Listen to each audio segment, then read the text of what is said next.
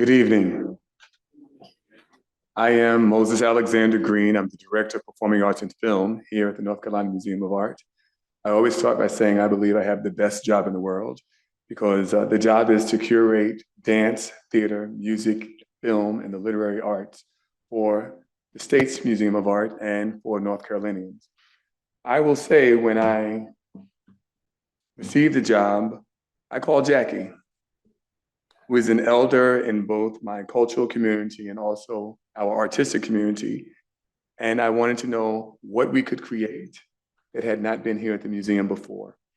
And I'm not even sure if you are aware of what we have created, Jaki. Jaki Shelton Green, we started with Poetry Alive. It was a reading and a book signing. Most recently, we had Black Poetry Day, and she brought to us poet laureates throughout the state. We had ekphrastic poetry workshops. And tonight, and we had many other events, and tonight we're here for probably, you can't have favorites, it's like having a favorite child. But this one resonates with me. We have fulfillment inside the container of creativity. We have Beverly McIver and Jaki Shelton Green in conversation. And so, let's give that a hand. The purpose of this evening is one, Ms. McIver has charted a new direction as an African-American woman artist. Her work reflects her commitment to producing art that consistently examines racial, gender, and social and occupational identity. We are blessed to have her works here in the collection, and hopefully you got a chance to take in Truly Grateful. Aren't we truly grateful for that work? It's actually one of my favorites, Ms. McIver. And Jaki Shelton Green, in her own way, will begin this evening's conversation. I do ask that all cell phones would be turned off at this time. And what are we in for tonight, Jaki? We'll see what happens. We'll see what happens. So in this true spirit of the arts, we thank you for being here for this evening's conversation between these two dynamic artists. Thank you. Thank you, Moses.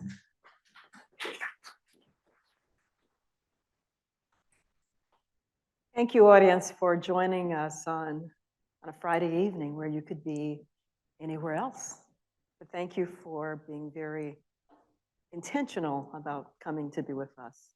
So it is my pleasure to sit with, converse with, laugh with, and maybe we won't cry with, but to be with my sister friend, Beverly McIver. I want to thank you, Beverly, for joining me in conversation this evening. You know, when I first experienced your art many years ago, I was blown away by the overwhelming nakedness and vulnerability that soars inside of your canvases like smoke inside of the canvas. I am always grateful for the grace and the magic that is available when we weave and when we gather in these circles of artistry, of sisterhood, and in friendship. Friendship that allows our hearts and creativity to take over and to guide the focus of this conversation. We have been here before, sharing and reflecting what it means to be inside of the container of being a creative maker. We're all creative makers, just remember that, all of you sitting here. We are all creative makers. As a documentary poet, I believe that we're all human museums, full of exhibit rooms and containers that contain and keep our life stories, that keep our histories and our histories. Some of those rooms are very open and very public. A lot of our exhibit rooms within our human museum are on view, but some are also closed. A lot of our human museum rooms are protected, are archived, and sometimes hidden or buried. This evening, we're going to talk about how we've been making space for our sorrows, our joys, and what fulfillment feels like inside of these rooms. So I was enthralled, Beverly, with your interview with your friend and colleague, Kim Boganey, who prefaces your art book, Beverly McIver. You gotta buy this, you all. Full circle. You really must buy this book. You really must buy this book. Yes. The context you offer in this interview, for me, has meant what it means to create very personal work and how we as artists must talk about our full lives. Not just a part of us that goes to the canvas or goes to the paper with brush and pen, but where we come from, who we belong to, and how race, class, sexism, and now ageism can hold our creativity and our medicine hostage. So we're going to talk about those things, about living the full life inside of this container of fulfillment. But before we go down this rabbit hole of talking about healing and grief and joy and what sustains us, I'd like for you to share with us some reflections on your journey. How did Beverly McIver emerge as an internationally celebrated and cherished artist? Who are you? Where do you come from? Who do you belong to? Wow. Well, I grew up in Greensboro, North Carolina, and I'm the youngest of 3 daughters, born to Ethel McIver, my mother, who is passed. She's been dead for maybe 15 years now. This actually is an image of me and my sister, Renee. Renee is the oldest at 63, but she has epilepsy and has a mindset of a 3rd grader. So I'm her legal guardian. So I take care of Renee. And, you know, I will say this, the reason that there's a clown face on the front of that book is because I really wanted to be a clown, professional clown, with Ringling Brothers and Barnum and Bailey Circus. But I just got rejected, so painter, here I am. So yeah, so that's one of who I am. As you may know, I teach at Duke University. So the idea of giving back to younger artists and people is extremely important to me. Yeah, I want to leave a really nice legacy. So yeah, that's it. But I know all of it. Okay. She's not getting out that easy. Of course not. We know there's more stories. There's more. So Beverly, when I speak with you, I'm always struck by your mindfulness and your exactness and the fullness that brings your art and humanity onto your canvases. And I'm always amazed about how you never separate the two, how they merge inside of the painting. And earlier we were talking about looking at some of Beverly's paintings, how she captures the spirit of her subject. And specifically, we were talking about her father, and I was saying, your father just seemed like an impish, playful, sprite little mischievous creature, and she said he was. But I only know that through paintings I've never met her father. I only know that through what you capture, that energy, that spirit, that sensibility that comes through the canvas. So please talk about your relationship with your art and your relationship with what inspires, what informs, what guides you, and what sustains you on this journey of creativity? Well, this is how it works in my studio. So I go in my studio and I'm gonna paint. That's all I know, I'm gonna paint. And then when I sit down and I look at some images of what I have in my stack of images, and then one will say, come paint me, right? Come out. And fortunately or unfortunately, I don't really have a lot of say in what I do. I mean, my gallery dealer keeps saying, you get to make some happy paintings. And I'm like, but this is happy. What's happy? So I have a really difficult time. If I deviate from the plan that comes to my subconscious, I fail. So I always listen to that inner voice, even when I can't, even when I'm like, I'm gonna paint what? Why? you know, I have to follow it because it's way smarter and graceful and able to sort of regurgitate what all the feelings and emotions of what it means to be a human being, right?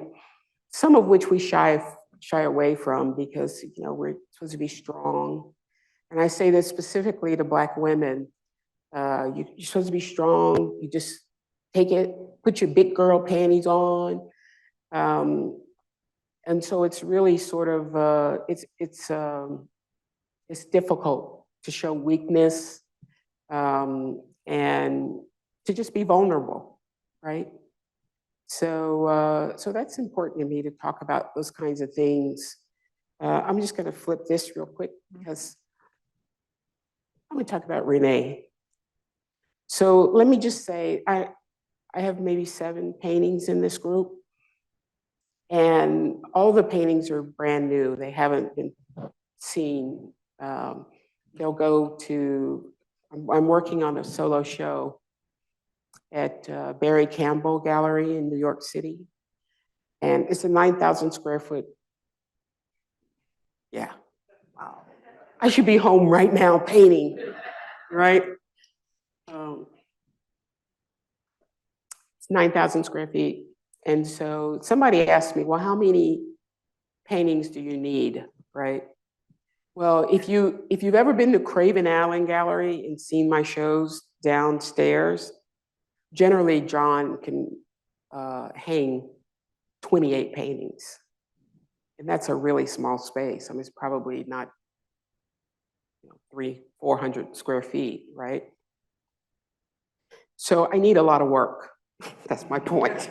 Yeah, need a lot of work. And they want me to make things really, really big, right? Because the saying is, it's just as much effort to sell something this size as it is to sell something big. So I'm working on this show. Renee, because I just moved her into assisted living maybe about 4 or 5 months ago. And she's been so sad and so miserable. So she's miserable, I'm miserable. And so when I go visit her, and I try to visit her at least twice a week, she's just like really sort of downtrodden. And a lot of those feelings that you're talking about, I've been able to capture in this piece. And this is these are 4x4s, 4 feet by 4 feet. So, and it's just Renee at the place feeling really, really miserable. So I don't tell you how I'm guilt-ridden, let me say. This place costs a fortune, and I keep thinking, how come you just can't be happy? It's because she wants to come and live with me, and she can't because I can't take care of her and keep up with her. So that's the biggest thing that just keeps coming. You talked about my father. I was just looking at some images that I had taken of me and my father sort of holding hands just a couple of days before he died. So I'm gonna revisit that a little bit. And then I absolutely positively must make something happy. So Lauren, my little subject, I made a beautiful little painting of her. And again, it has not been shown, but I need to make some more paintings. And generally what happens, I mean, this is how I choose my subjects, is that voice comes up and says, well, you should ask that person if you can take a picture of them to paint. And I immediately, consciously, I'm thinking, I don't know them. What for? Right? And it's like, no, you go ask. And it's always served me really well doing that, taking subjects outside of my family. So. And that's that relationship that we were talking about that you have with your art or your muse. Yes. Because I think that we all have to have a relationship with our creativity. Some of us just go to our journals and decide, I'm writing 40 poems today. Well, you have to have a relationship with the paper because the paper might not want to receive those 40 poems today. Right. Or your hand may decide that I don't feel like writing today. And I say hand because you're either on the computer or you're writing. But that intentionality, and you jumped right into kind of the next question as you went into the slides, thinking about what it means when art calls us to be intentional. When art calls us to stand shoulder to shoulder in all of our good, our bad, and all of our joy, our ugly, and our sorrows. And we live in a culture that tells us to hide the ugly, mask the ugly, put a bandage on it. And I think that what Beverly and I both do in our art making is we're truth tellers. And we pull back the scabs, we just pull it back. And it's raw, and it's available, and it's wide open for you to enter, however you enter it. But it's also exemplary of what James Baldwin once said when he said that the role of the artist is to agitate, is to disrupt, is to be a truth teller, is to write and make art about the times that we live in. And what more wonderful landscape than the human body that is closest to one, your own self-exploration, or the paintings of people that you love. And we see that it's very visible in my sister's work. So you talked a little about Renee. I was going to ask you, well, I was going to say that it's clear to me that you're caring for your sister Renee is a very intentional act of love. But it also translates into another dimension of purpose when it goes onto the canvas. And I'm grateful that you are willing to be that vulnerable to talk about your relationship, because all of us go to galleries and I have yet to probably experience work that is in my face available. Beverly's work is in your face available.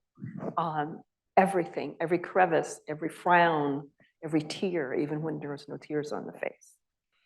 So I just want to say that from my own perspective, when I allow myself to slow down and when I enter into that deep, wild messiness of my wounded heart, and that's the place where I learn to source some of my deepest creative inspiration.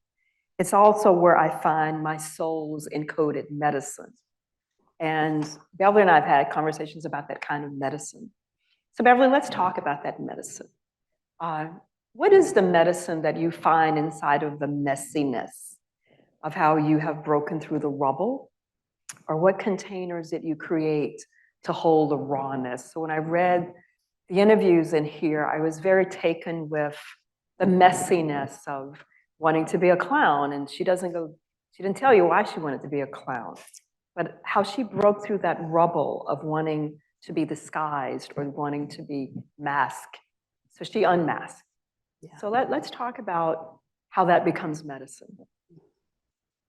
Well, number one, I feel incredibly blessed to be an artist and to have that loud voice, even though sometimes I tell it to shut up. Feel really blessed to be able to have this journey that I'm currently having. Because I made a promise to my mother that I would take care of Renee. And when I first moved Renee into this assisted living place, I wrote a letter to my mother asking her, why did you select me to take care of Renee? Because I have a middle sister who lives in Greensboro, and that's where Renee was living. And my mother just basically said back to me, Renee is, I chose you to take care of her because I'm compassionate. But she said, it's really not about you as much as it is about Renee and what she brings to your life and how she shows up on the canvas all the time, relentlessly. And my mother's like saying, you know, that's your gift. Renee is a gift. And I was like, what? But it's really, it's true. It's very, very true. I wouldn't be able to do a lot of the things that I do in painting if I did not have Renee in my life as a sister, as someone that I take care of. You know, it just wouldn't be the same. So, you know, a lot of times I have to, this is what I do. I sort of bribe myself, right? Get some Haagen-Dazs ice cream, you know, and the lemon thin Oreos, which I love. And I take like, I don't know, 6 of them into the studio with me. And, you know, I just sit there and be quiet and I listen to what's coming up. I just read a beautiful little quote that said something like, artists just need time to sit and do nothing, which I love because it's so true, you know. To the outside world, it looks like I'm lazy. You know, people call me and say, well, you ain't doing nothing, can't you? So, but anyway, I feel very, very fortunate to have Renee. Honored, it's more like it. So I went to this psychic. This is a side. I went to this Tell psychic. you would be a good conversation. Actually, she wasn't a psychic. She was, I did chakras, right? Here in Raleigh with someone. And she was like, well, go lay on the table underneath the lights. You know, it's got all these blue, yellow, green, whatever lights. And she said, just lay there quietly. You can close your eyes or you can keep them open. And she said, you know, just relax. And she said, I'm gonna be in the other room writing down everything that people, whoever's coming to visit you, I'm gonna be writing down what they say, right? So I was like, who's gonna come visit me? Thinking like, you know, because the thing is, you can't control it. So it's like, well, I hope what if some people I don't even like come, right? So she went in the other room and I laid there quietly with my eyes closed. And before she even left the room, she said, the room is full of angels already. And they're protecting you and they walk with you through this life. And they just take care of you. They're your cheerleaders. They're championing you, right? So I was like, because physically, I feel it. I feel like I'm surrounded by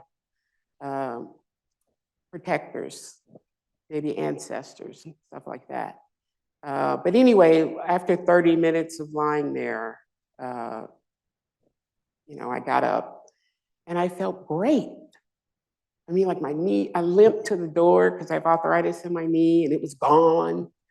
And I went down and I sat with this woman and she just basically, she told me a bunch of stuff, but one of the things that she said to me was about Renee and caring for Renee. And she said, you know, Renee has angels around her. You know, she may look sad and she may even be sad, but she's exactly where she's supposed to be. And, you know, you're doing everything you can for her, which made me feel really good because I mean, I don't know, how do you send your child off somewhere for other people to take care of her and not have a little bit of guilt about that? So even if it's the best thing. So yeah, so Renee, she the bomb. I love her. I absolutely love her. I switched to me. Wow. So you went to this, interesting how this is just kind of organically flowing, because when you talked about ancestors and the ancestors that had entered that room, I'm reminded of when my daughter Imani died in 2009 at the age of 38. I could not access medicine inside of me. I could not access those containers. And it wasn't until 2017, she died in 2009, it wasn't until 2017 that I could surrender. Wow, really? To the womb. I could surrender to that womb, to that void. And that womb kept asking me, Yeah. where do you keep the medicine? Yeah. So when you talk about, those ancestors, they know where the medicine is, and they Right. have to gently nudge us to remind us to remember that we know where it is too. Yeah. So Clarissa Pinkola Estes, author of Women Who Run with the Wolves, says in her book that one creative act can cause a torrent to break through stone. One creative act can cause a torrent to break through stone.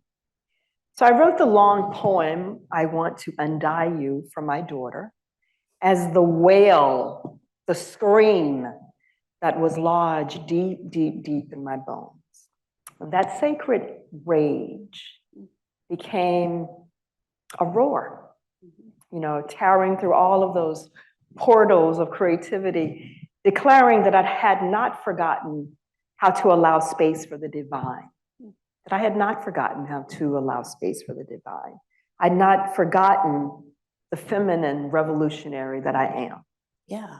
So the writing of that book, like the making of your paintings, helped me to re-enter into a very conscious awareness amidst some very justified sacred rage.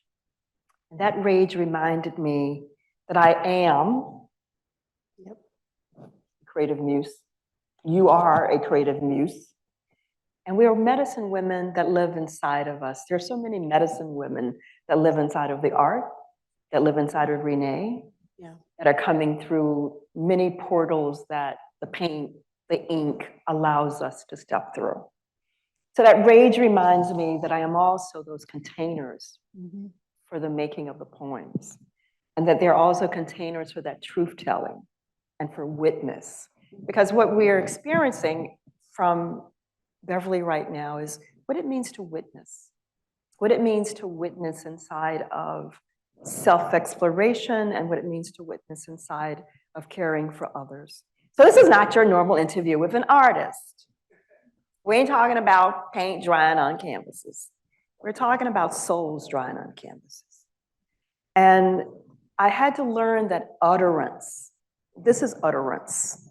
We think of utterance coming from our vocals, that utterance coming from our voice, but utterance also shows up in Beverly's paint.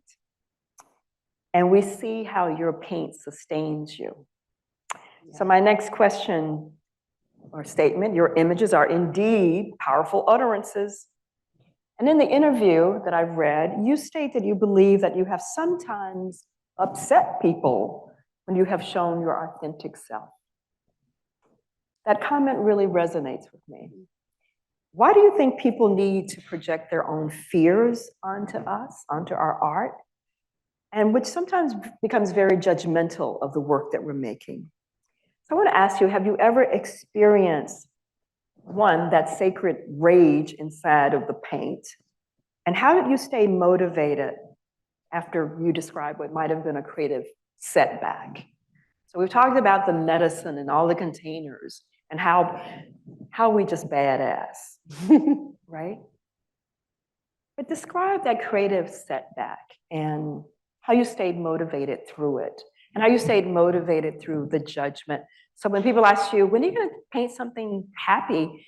People ask me, do you always write like this? Do you always write from the past? Like, why are you still talking about things that happened in the 1800s? Right. Why are you always talking about the race? Can we talk about the beach? Did you get that last poem? It was the beach. It just was a lynching on the damn beach.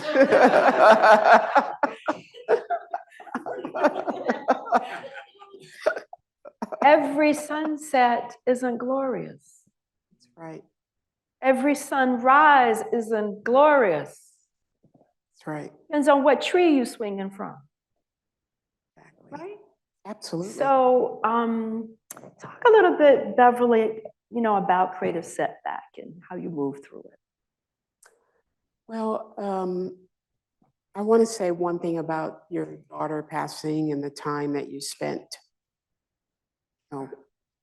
digesting that loss and everything, is that there's no amount of time set for you to get over it already. It can take a couple of months, several years, and anything in between that.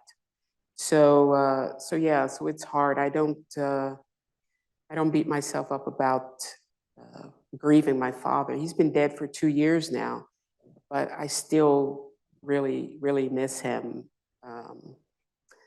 And part of that is because I didn't know him growing up.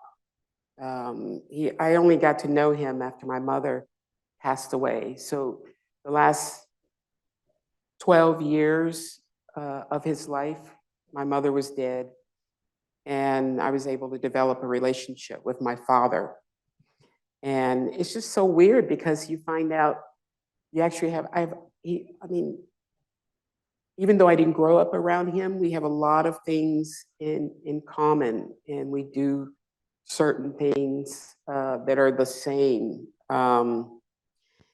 But I want to flip to, at my last opening last year, I was in Santa Fe, New Mexico, and this woman comes up to me and she says, "These are the people I hate, by the way."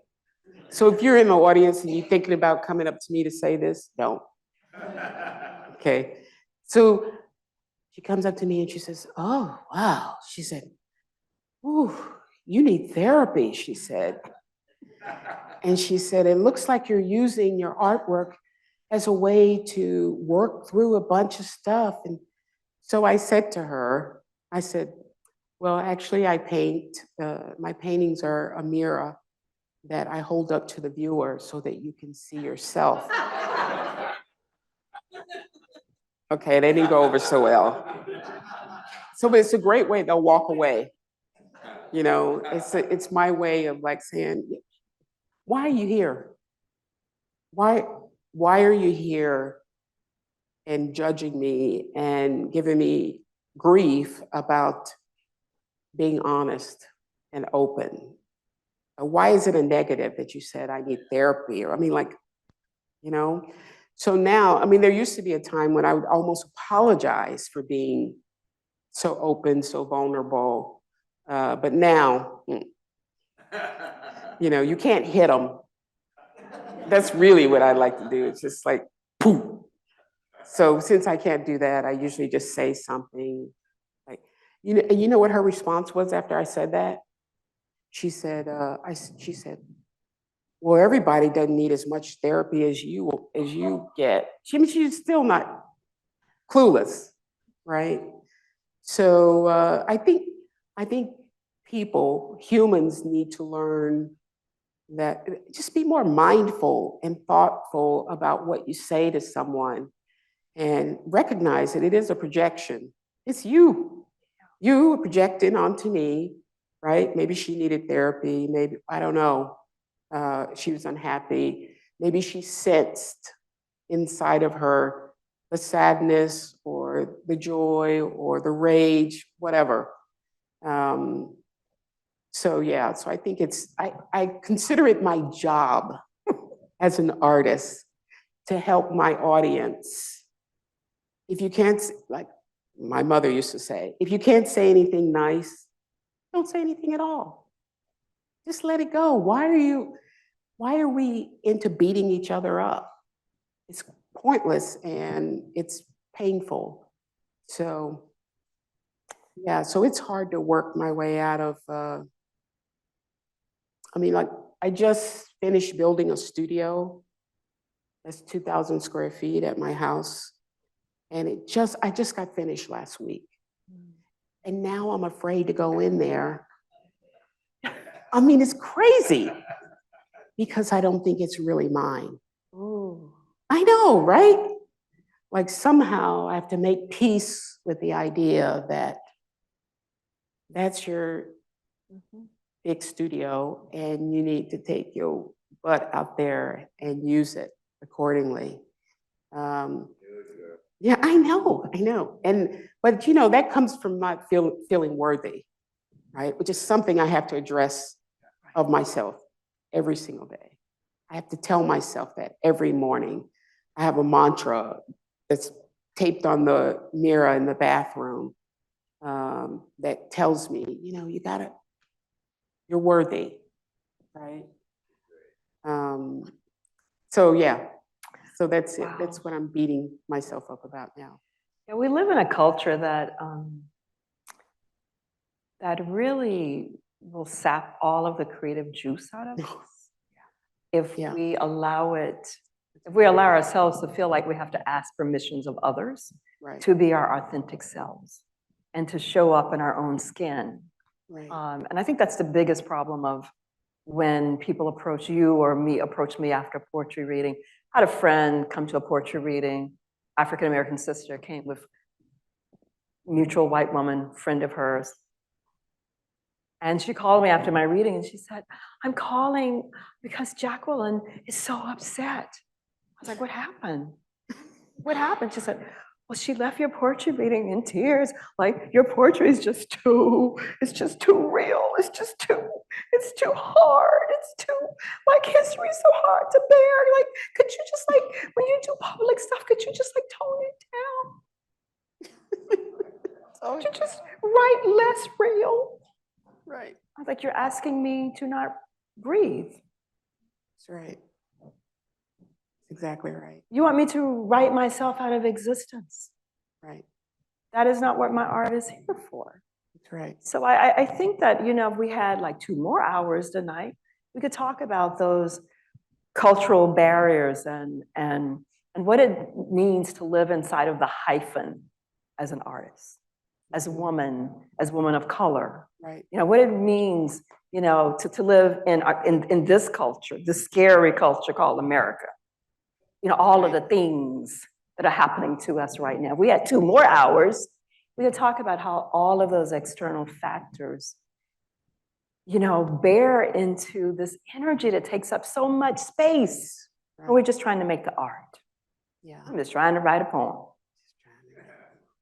But folk want to, well, let me give you some advice. Like, if you're gonna write a poem about lynching, don't mention a rope. Oh, really? Don't mention a rope. Okay, I'll try that out. So we live in a culture that really wants us to sanitize Right. and erase so much truth telling. Right. And we all see that happening. We see it happening on a very large scale of what's happening to our educational system. You know, we've taken truth out of history. You know, so when 3rd grade little white boys say to me, Ms. Green, don't 16 come before 18? I'm like, yeah, baby. Well, my granddad is really confused. He real confused. But he don't understand that 1619 happened before 1800s. So he don't understand that there was, if the slaves didn't come in the 1600s, y'all wouldn't have had like this Confederate flag that you, right, that you're spinning. These are the babies, they can count. Yep. So we have to remind ourselves that, you know, we are ourselves. Polite politics is over when it comes to making art, when it comes to being the art. Because that's what I really hear you say is how you build you build the art to be the art. Yes. So let's talk about achievement. Okay. I like the word achievement. So I know that achievement has a lot of rules. I also know that the art of achievement is about growth. It's about growth and giving back. Fulfillment to me is an art itself. An achievement without fulfillment is like being on a treadmill chasing a dream that you will never achieve, or a journey without a destination. I also know that achievement and fulfillment don't always go hand in hand. Yes. Sometimes it's difficult for some of us for those of us who tend to focus on measured, controllable outcomes, kind of like this experience with the woman at the gallery. Yeah. You know, she wanted a very prescribed experience. So in 2022, you were celebrated with a retrospective of your work in Scottsdale at the Scottsdale Museum of Contemporary Art. And I'd like for you to talk about your sensibility of what does fulfillment in the context of this means? Fulfillment in the context of that retrospective and other very momentous times in your art life that have given you a sense of fulfillment? I can't tell you how much I love that catalog and the retrospective. I mean, it was just like a big boost of great energy, and like I felt proud of myself, right? I mean, it was just really, and to do this with somebody who really knows my work and loves my work, Kim Bogany, is, icing on the cake. I think that retrospective, it happened right after COVID was putting everybody down. And so there were just a few people that could come, and you had to show your little card saying that you've been, had your shots. So they only allowed like 100 people into the opening, and they turned away everybody else. But it was really sort of monumental and the beginning of something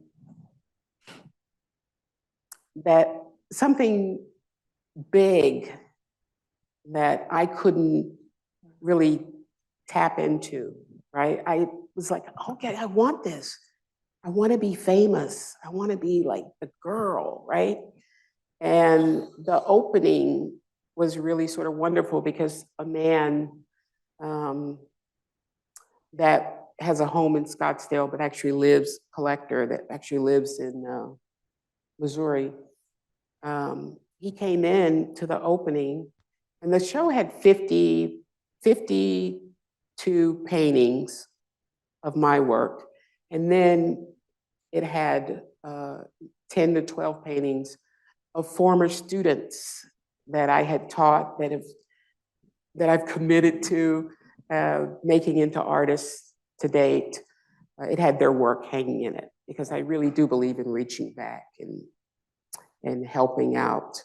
But anyway, this guy walks in and he's like, who's the artist?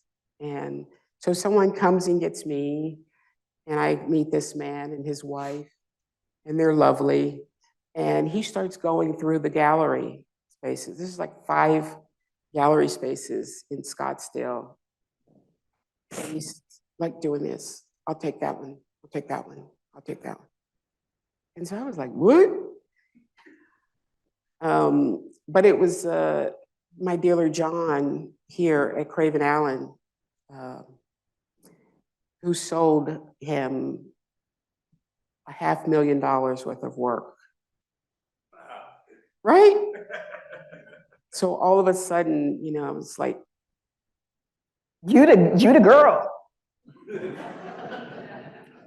So that was really, really wonderful. And then this guy comes back and says, do you have any more paintings from this series? Because I want to buy some more.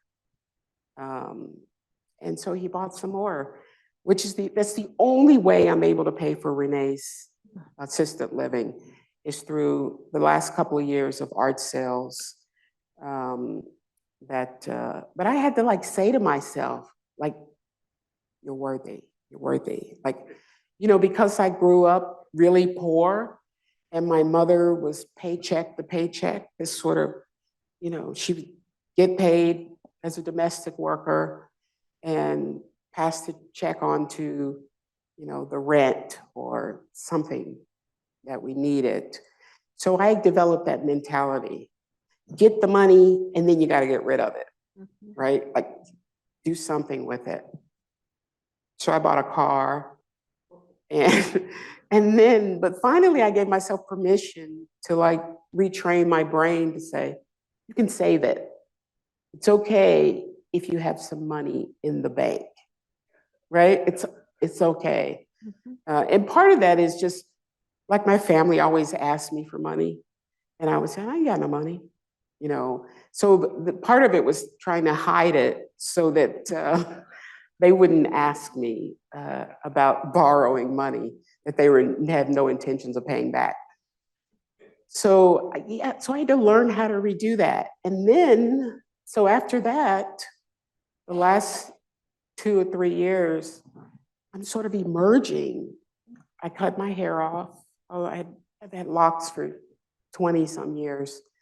I cut my hair off, really sort of embracing, I'm drinking a green powder because my doctor said I need to eat more vegetables.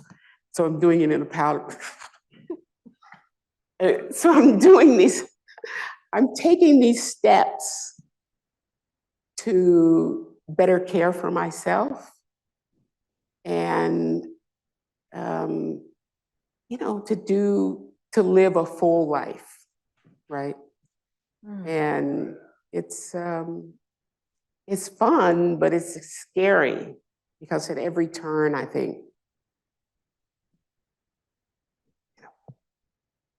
you're not worthy. You're not worthy. I have to say, yeah, you're worthy. You're worthy. I'm excited about this, what's next. People ask me that all the time. They say, what's next? So, okay, we got a little depression happening. What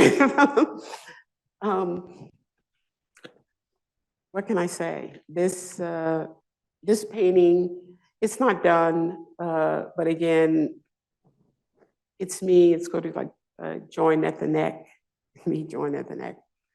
And I wanted to figure out a way to talk about how heavy my head feels when it gets so full, and the chaos that is happening, or run here, run there, do this, all the expectations that come along with being successful, right? So it's not just, saving money, there's expectation of you when you become famous. And so this is, so that's it. I'm cluttered.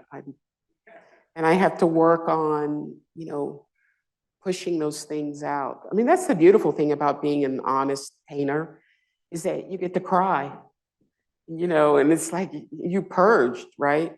So people hold things in, and then it shows up as cancer or whatever, So I talk about depression in these paintings because I take pills for depression every day. But I'm trying to, these greens, that green powder, man, I'm telling you, it's working. Well, I'm glad you talked about worthiness and kind of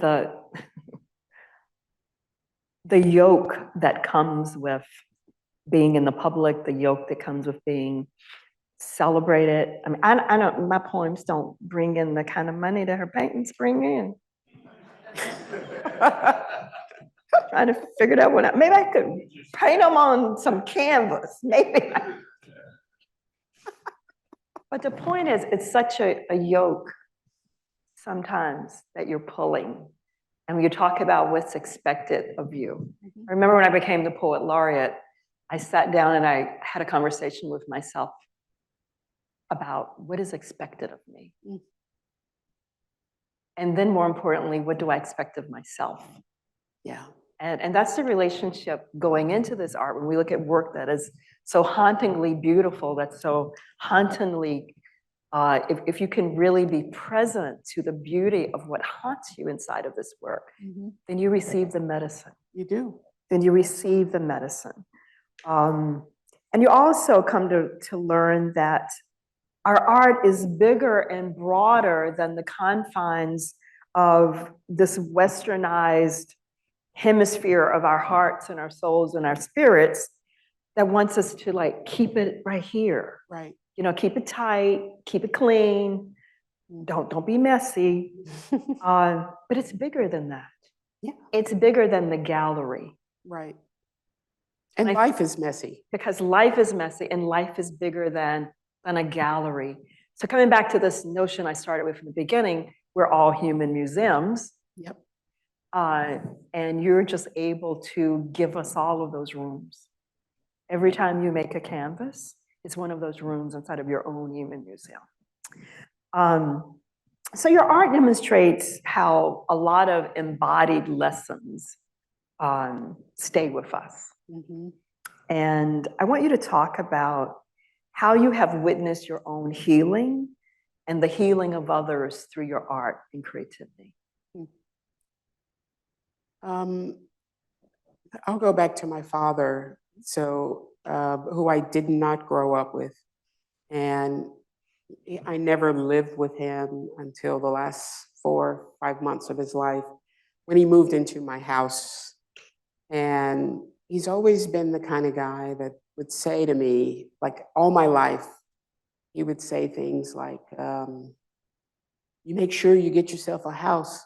Don't depend on no man because he'll let you down. And then if you stand in his house, he'll put you out, he said. I'd be like, really? So he was always doing that, or, don't depend on other people's pockets, and, you have your own. And I didn't even realize how it was impacting me, but it explains a lot. I'm single, and, and, I have a big house that I live in alone. And so it just messed me up. And so part of that, what happened when my father moved in with me, and he couldn't walk, so I was taking care of him, like diapers, feeding him, whatever. And I'd say, pretty close to when he was getting ready to die, he said to me out of the blue, it's okay if you find yourself a nice man. So I'm thinking, what, you dying and now you're telling me that? He said, it's like he was giving me permission to, like, it's okay. He said, you done well. And, I'm not going to be here much longer. My dad put $44,000 that he saved as a taxi cab driver, and also money that I would send him for Christmas, for New Year, whatever the holiday was.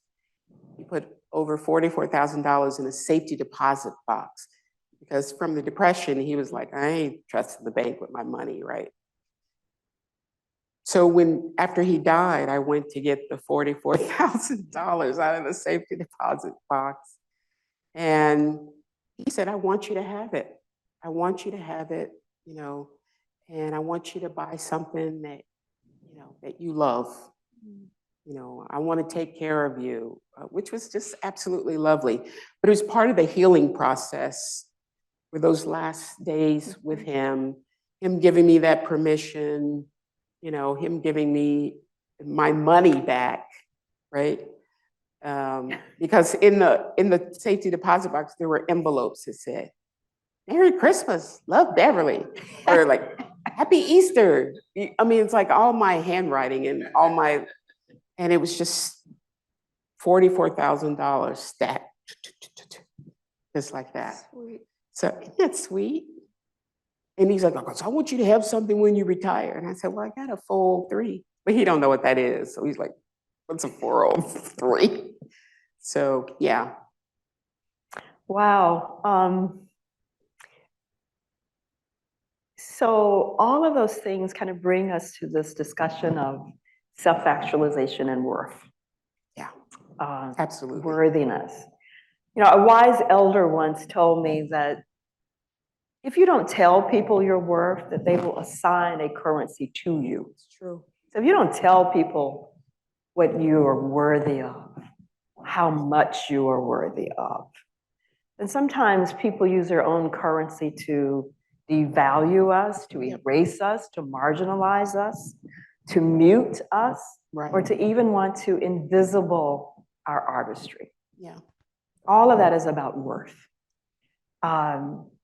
So that self-actualization translates into how we now perceive ourselves worthy enough, Right. that fulfillment inside of this container of creativity. So like me, I know that you dedicate yourself to teaching your students and other emerging artists, and there are some here of your emerging artists, the importance of self-worth, and the business aspects Right. of negotiations and contracts, and how to market your work in the best way that best suits you, not necessarily someone else's branding scheme, but what works for you. So talk a little bit about that, about your perspectives of worth and in the market, inside of the market, just talking a little bit about capitalism maybe inside of this market where your work is a commodity. Yeah, yeah. Well, there's an organization in New York City called Creative Capital, and they give grants like $50,000 to an artist. But the most valuable thing they do is that they send you to courses that I actually teach about how to write a grant, how to be successful, all of that, all the business part of what it means to be an artist. And so I've been doing that for 15 years probably.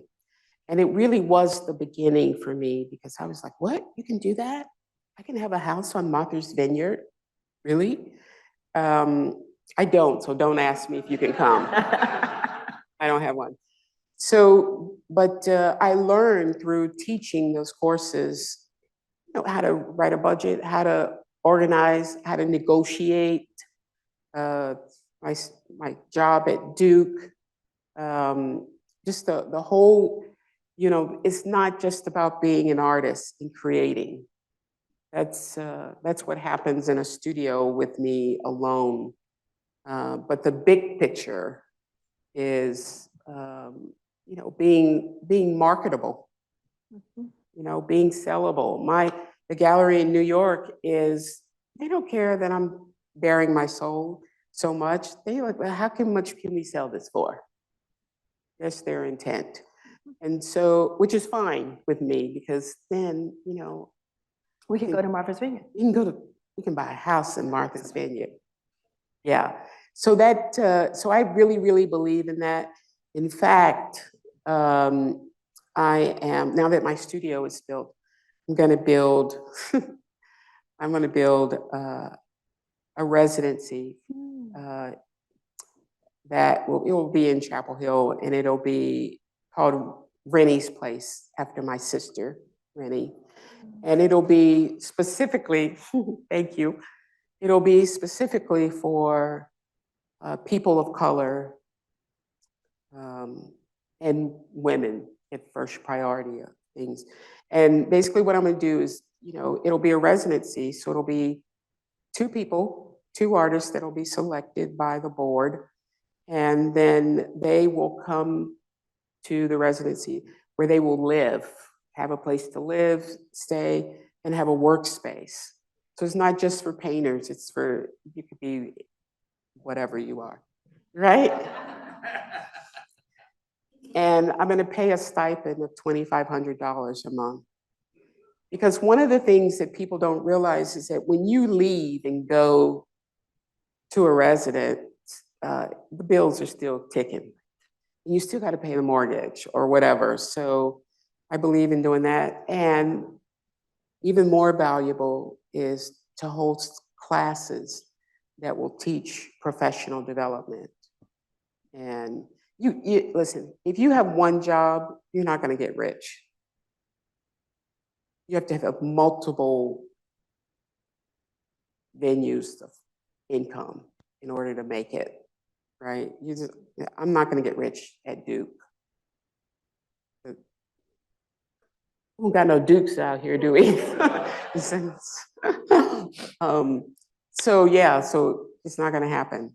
So it's really important to me to give back and have this next generation be more prepared than I was as a starting artist. That's really important to me. And sustain yourself, right? Like, to make it sustainable.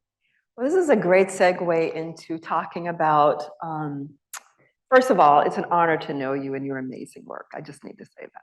Thank you. And I'm deeply struck by something that you did with your students during COVID. You rewrote your syllabus. And instead of focusing on how they might complete their artwork or their paintings, You asked them to go out into the world and find someone and help them Right. for a grade. You wanted them to just be kind to another human being to get their grades. Right. And this is out of the norm, Yes. but It's probably grounds for getting fired at Duke. right. But that compassion, because you talked about compassion before, of wanting to create this space where artists can come and thrive and be relaxed and a place of restoration and to just explore all of their potential in their art. Yeah. So this goes back to back with that kind of compassion. But the question is, where does that compassion or that organic way of being in the world that you have, that you exude, where does that come from? And how does it inform others picking up a brush, a paintbrush, that compassion? Well, I'm my mother's child, for sure. I mean, every time I do something nice, I think, oh God, Ethel, that's my mother's name. Like, it's okay, back up. I'm not gonna pick up a stranger at the bus stop. That's what she used to do. You need a ride? And, you know, people would get in and she'd take, can't do that, Mom. Somebody will kill me. But she, you know, her compassion and her grace and things that I benefited from her has made it just the norm. It's like so much ingrained in who I am as an individual that it is what it is. And that voice inside of me is always loud and telling me what to do. Like, and it's always, you know, providing grace, showing someone grace as opposed to like hitting them. Show them grace. So I'm gonna flip to one more. Can we talk about, this is Norman Lear. That is the writer, director. He just died at 101. And I was fortunate enough to, was working for People for the American Way, creating posters about enough of Trump to hang in swing states, like North Carolina. So anyway, I was talking about that, and I said, you know, I sure would like to paint Norman Lear.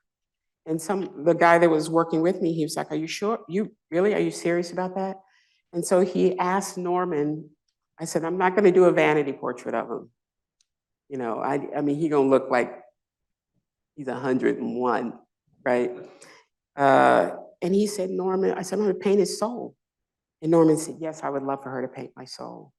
So I flew out to Santa Monica and sat by the pool with Norman at his house and took pictures. Oh my God, he's such a fabulous guy. I mean, I grew up watching all the shows, like Good Times especially. The New York Times put a quote in from me about Norman and this idea of, did you think Good Times was too much about stereotypes? And I was like, dude, it's real. That was me, you know, trying to be I was JJ, you know, he gave me hope that it could be. So anyway, I met Norman. This piece here is a painting that they purchased at the National Portrait Gallery in Washington, DC. I know, right? I mean, who gets to sit with Norman by the pool and drink orange juice from the orange trees? Anyway, so I made this painting and it worked. And then he asked me to be involved with People for the American Way again this year. So I had to create another piece that was going to be, again, made billboards and things like that. It's going to hang in swing states. I voted. Too bad, because you should have voted. It's only like a 20% turnout? Shame on you guys. Because, you know, I voted. I believe in voting. You know, the woman said when I was leaving, because I live in the country, I go to a totally Republican stop. And so the girl saw me, you know, they're out there doing, as soon as she saw me, she turned around and walked over there because she knew I was not Republican. I just had a not Republican look. I'm sure it's because I was Black. Anyway, so People for the American Way, this is my new work, which is an image that I actually got from being at the museum when Larry Wheeler had his party. There was a girl that I photographed. She had an afro, but I changed it to red wig because I always wanted to be a redhead. And, and I just wanted to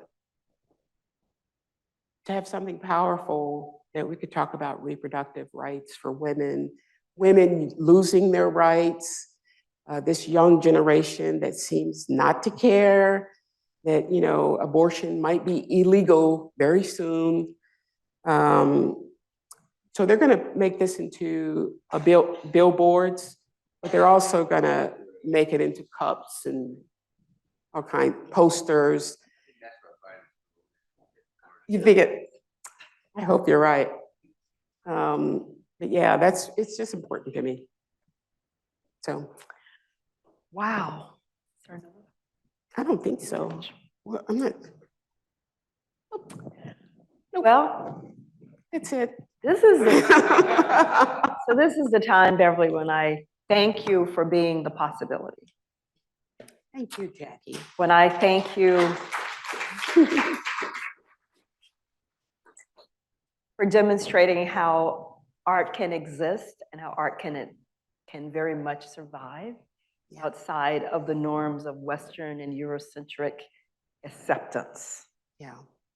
It can survive outside of those norms, Absolutely. and it does, and you are living proof. I am grateful to sit with you this evening as a sister, as two sisters who are fulfilled, Yes. as two sisters who contribute greatly to this rich cultural landscape of North Carolina. Yeah. I said that, because we do. It's true. We work hard. And I want to thank the audience. I want to thank all of you for coming, for showing up, for leaning in. And because we believe that all of you, all of us are creative makers, I want to throw in change makers. Beverly and I would like to invite all of you to think about, what is your own relationship with your creativity? What is your personal relationship with your creativity? And how does that relationship fulfill you and sustain you? So we just want to end there, thinking about not just our fulfillment, because there's something that fulfills and sustains all of us, our everydayness and ordinariness. And just think about that. So Beverly and I now will accept questions from you or responses if you have any. Thank you. Thank you. Yes. Beverly, I heard you at the Nasher many years ago. Afterwards, somebody asked a question, how do you decide which portrait, this guy, this gal, how do you decide? And you said, well, whenever I try to figure it out rationally, it never works out. Never. But when I just follow my intuition, it almost always works out. Can you say more about, I'm a painter. I'm a treehouse builder professionally, but I'm a painter as well. Can you say more about the intuition that guides you who to paint? Well, it is real. I mean, it walks me through the day. I mean, it's from the very time that I wake up in the morning, it tells me, you know, do this, do that, just simple things, real guidance, like those angels that the chakra woman said were around me. I listen to that. It's so important for me to follow that. And I've trained myself over the years. I mean, my very, very first experience was I had just graduated from Central, and I was in my studio. I was in a townhouse that had a second bedroom. That was my studio. And I was painting, making paintings of Renee, and all of a sudden, I started like scratching Renee's face out and ruining my brushes. I was like, what was that? You know, and, you know, it just kept coming, and it frightened me actually. And I was like, I'm going to bed, you know. So I went and jumped in the bed, and then the next day, I peeped into my studio and saw those paintings that I had created, where I completely scratched out Renee's face. So that anger, the sadness, the guilt, all those things that we've talked about, that's what those paintings were about. And since that time, I had a great teacher who taught me, who said, if you keep painting and if you keep listening to that inner voice, you'll make it. And so I've been training myself over the years, and everybody has it, right? Some of y'all just ain't listening. Right. But everybody has that, and I've just developed it over the years to really just trust it, you know, to decide and make decisions about everything. Yeah. Any other questions?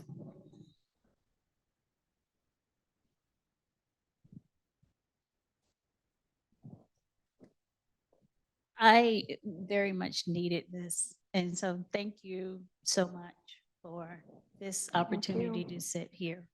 And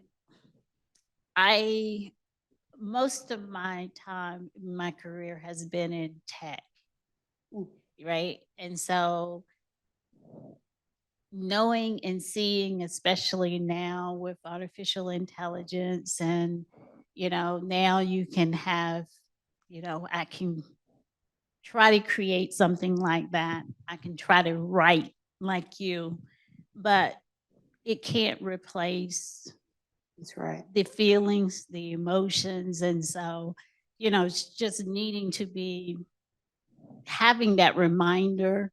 And then because you read so much now of, will artificial intelligence replace creatives? And it's clear that there's no way it can. It may attempt to, but it can't. All the things that you express here, you can't put a computer there and have a conversation and say, how did you create that? Right.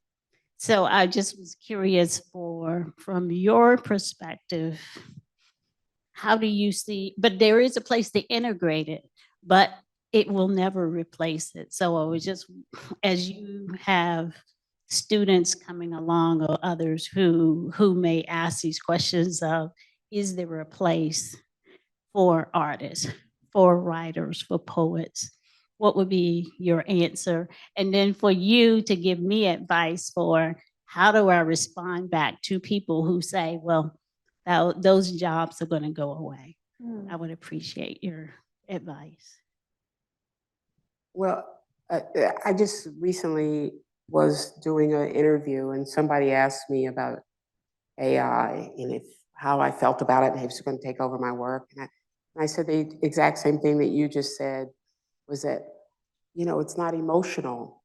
It's not going to create a heartfelt anything, because it is a computer. I mean, it's a chip. It's not organic in that, you know, you feel it here first. So I don't worry about that. But my students are interested in integrating it. And I always tell them, you know what, you need to learn how to paint first. Right. Then you can break some rules. But if you don't know how to paint, you know, AI is not going to help you with that. You're just going to have a pile of paint to paint. So yeah, that's how I feel about it. And you know what I would suggest to you is that if you are a techie, try doing, you're a painter, you do painting on the computer? No, okay. Okay. I see. Yeah, I'm not a snob enough to like say, don't do it. Because I think people find their own voice and way, and everybody's not talking about human emotions. So for those people who are doing abstractions and AI might actually be fruitful for them. But for me, it's no place for me.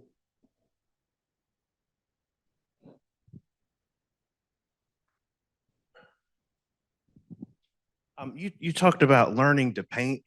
A lot of times when I see your work, I think about like what they say about actors, like learn all the lines and then you go out there and you forget it all.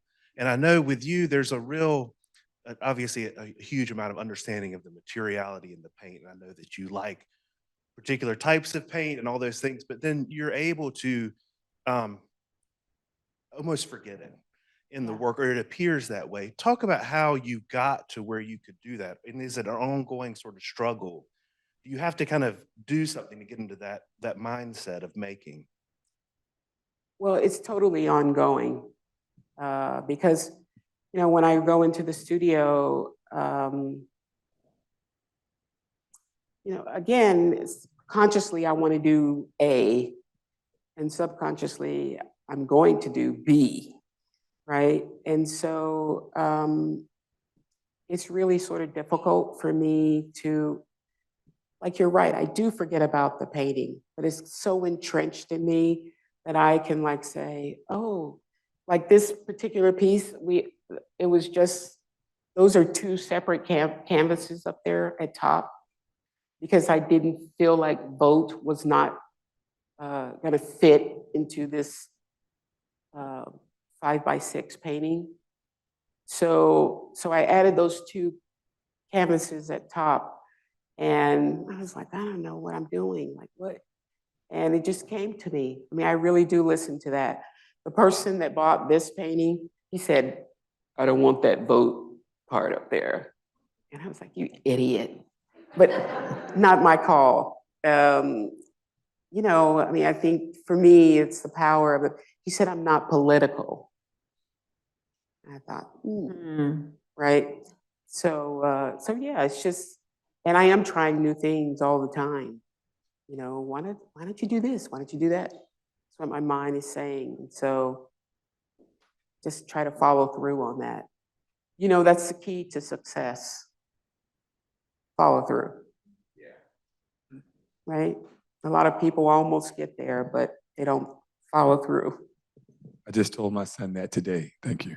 Oh, you did? Yeah. I literally told him today that the difference between boys and men is that men know how to follow through and boys are always waiting for someone. That's just a father to son thing. Please don't judge me. That's just me. That's me and my 34-year-old son and some things that I know that he wants. Thank you both for this. Beverly, you said something about unworthiness. And when I look at your career, it's so prolific. And sometimes we aren't really able to accept the humanity, right? Yeah. In that. And so my question would be, what are some of the fears that you experience while intersecting with the trajectory of your success? And how do you wrestle with that? That's a big question. I think the fears that it's me being human. I'm a human being, and I think that I wrestle with just how, like, when somebody assigns a price to a painting, that I enjoy doing, and all of a sudden it's got a dollar mark on it.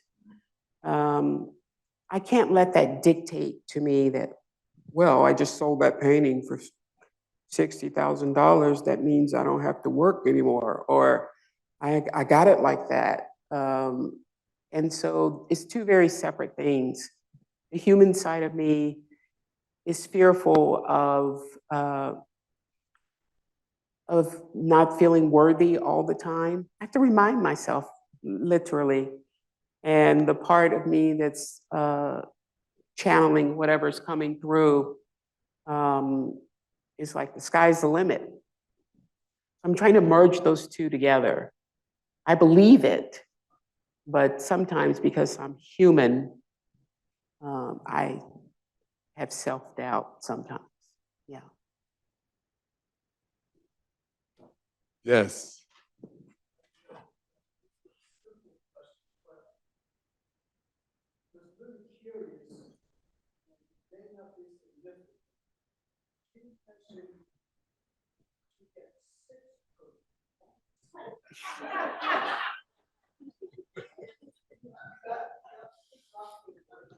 It would be my husband.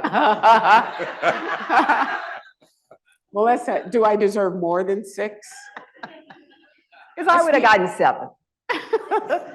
That's me rationing out, right? So I literally count 6. And then I take them so that I don't overeat or overcook. I mean, 6 is probably a lot of cookies. I don't know. Is it? Yeah. And you know, when we were growing up, my mother would like say, only 2 cookies.